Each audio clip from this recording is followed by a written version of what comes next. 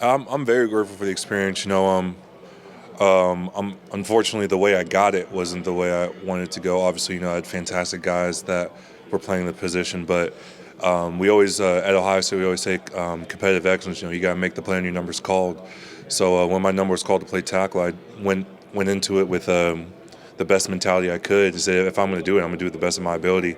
Showing off my versatility a little bit, showing that I can play anywhere on the line. So I'm grateful for the experience. What kind of feedback have you gotten this week? About your versatility and have teams, told you they want to tackle, guard. What have they kind of said about that? Most teams say that we want you inside. I played that position for a majority of my career, but a lot of teams were, I would say, had a good impression of me playing different positions throughout the line. If I had a preference between guard or tackle, I have a. I like just playing offensive line. I like playing anywhere on the line. What did that experience make you better playing at left tackle? You were up against some pretty good edge rushers in that stretch. So how did that benefit you as a player? Yeah, I feel like it benefited me a lot in terms of I'll say different aspects of my game, whether it be feet, hand usage, working out in space. Because there are other times at guard where if you're at guard, there's still gonna be a DN on you. Like guys can come out in a rushman package or a sack package or anything like that. So I think the experience helped in terms of how I viewed the game.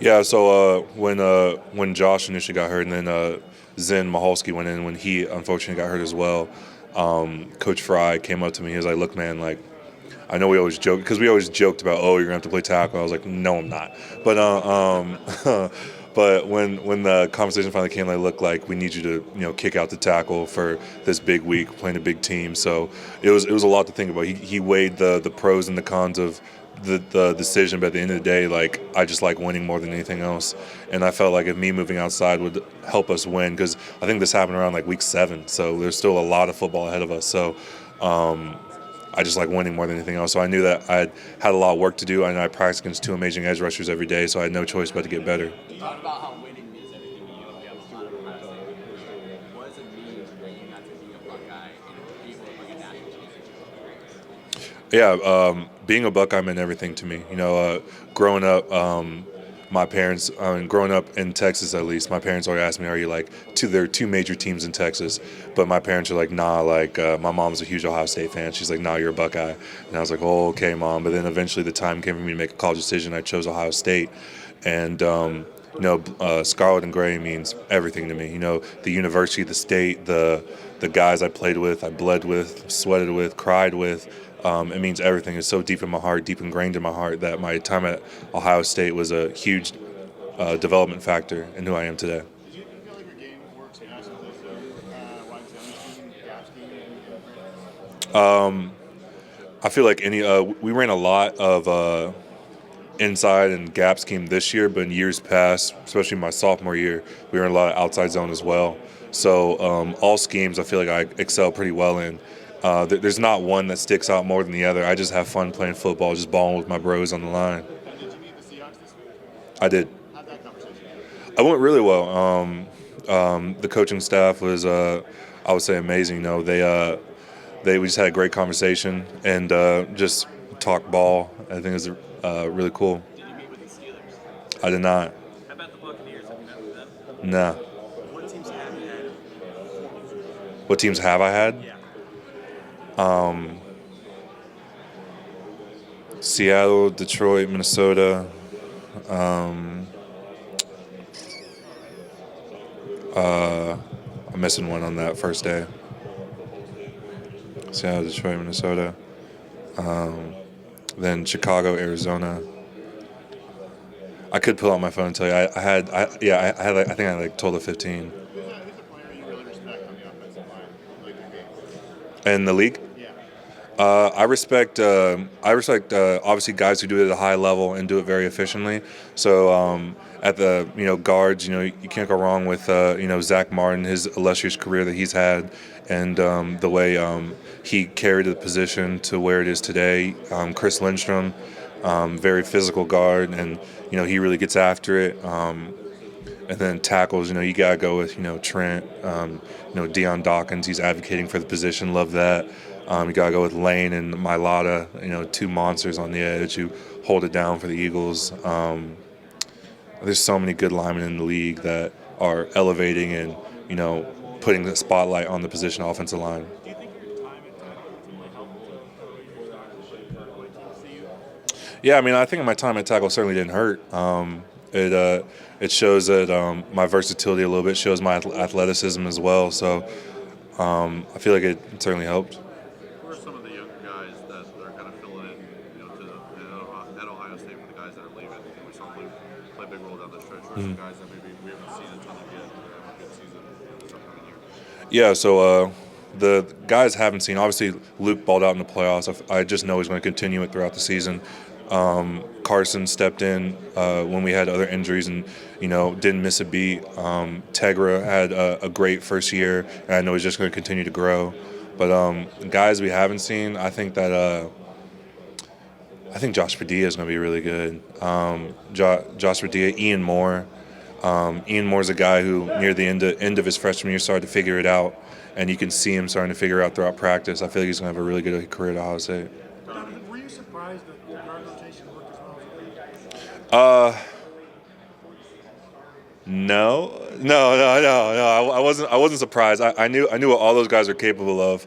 I think when I realized, like, oh my gosh, this is really gonna work for sure. Like when we first introduced the guard rotation, like guys coming in and out in practice, I was like, oh, I don't know. Like you guys gotta get a rhythm here.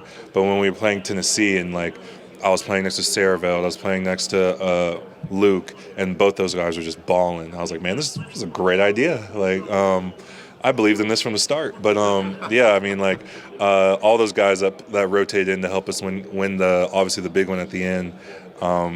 They had played an amazing job playing top-notch football. Why did it work? Why did it work? Because especially speaking as offensive line, we just played with a chip on our shoulder. Every game we just remembered where we were at the end of the season, and every game we just kept reminding ourselves what people said about us. I believe when we were announced for the playoffs, people were like, oh man, that Tennessee front's going to run through Ohio State's offensive line. And so that and then other people were saying, man, I really hope they don't have a home game in the shoe because they're going to boo the Buckeyes out of there. So just those clips were just running through our head, just cycling through and through to the point where we knew we had to play better. Donovan, do you have a favorite moment memory from that championship run? Besides the confetti falling at the end, I would have to say I would say the Cotton Bowl. That was a fantastic team we went against. We knew coming into that game it was going to be a fight. So just coming out of that fight, on top was a huge thing for our team.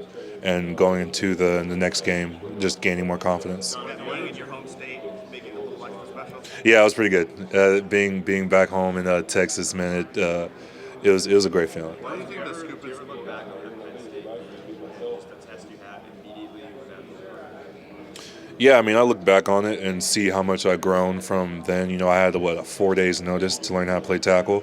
So I know just seeing how I set, seeing how I did everything then to now, I sometimes look back on it and see and just kind of appreciate how much I've grown and just renew myself of there's still so much to do. How important was that game for the offensive line, just in general, dealing with the adversity, getting through, winning that game for Coach? Yeah, it was huge for us, obviously, as a team to win that game. Obviously, a great opponent that we went against, but it was big for the offensive line, especially down the stretch in the fourth quarter with our heels essentially in their end zone to drive the ball out and try to run the clock out to win the game. Donovan, go back to the Cotton Bowl. What was going through your mind during the scoop and score? And do you think that ended up being one of the best plays of the year, not just Ohio State, but college football in general?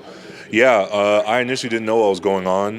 We were on the sideline preparing to, run a quick 4-minute drill. So Coach Fry was, drawing up plays and trying to talk us through some of the looks. And then we just hear the crowd go crazy. I look up and Jack Sawyer's running down the sideline, and I was like, no way! Like we were all freaking out.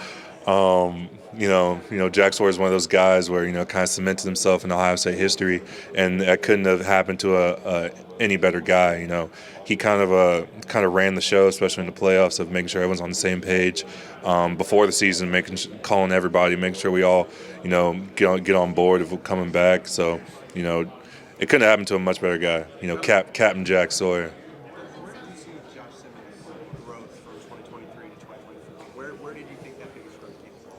His biggest growth was just, he's always been a freak. We always knew he was a freak athlete. He can jump out the gym as fast as lightning and is strong as an ox. But his biggest growth was just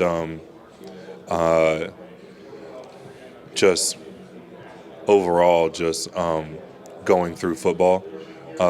Not in a bad sense, but his biggest growth was just having confidence in what he was doing. We had a gigantic playbook and a lot of different looks, a lot of different plays we played against. Obviously in the Big Ten, a lot of different players, a lot of different fronts, and so just the more he played, the more confidence he got. When the more confidence he got, the faster he got, and so he just dominated out there for the reps he was out there. What would you tell NFL teams about Seth McLaughlin and why we should draft him? Seth McLaughlin's a field general.